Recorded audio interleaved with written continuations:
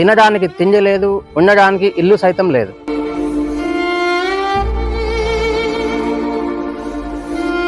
అర్ధాకలితో అలమటిస్తూ జీవనం సాగిస్తున్న ఆ అవ్వకు ఓ బాత్రూమే నిలయమైన వేళ.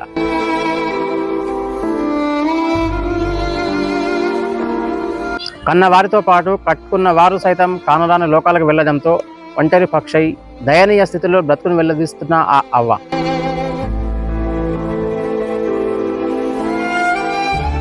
తనకున్న 2 చేతుల్లో సత్తువ బలహీనపడడంతో ఏ పనికి వెళ్ళక మరే పని చేసుకోక అర్ధాకలితో అలమటిస్తూ మధ్యాహ్న భోజనం అడుక్కొని తింటున్నటువంటి ఓ వృద్ధురాలు దీనగాథ.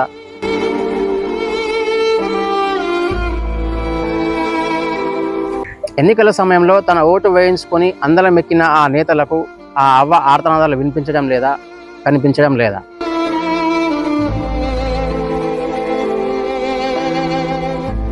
ప్రభుత్వం నుంచి మరే సహాయము పొందక ఒక్క బాత్రూంలోనే తలదాచుకుంటున్న ఓ వృద్ధురాలు దీనగాథ, దయనీయ స్థితిపై పూర్తి వివరాలు మరి కాసేపట్లో మీ ఆర్ న్యూస్లో.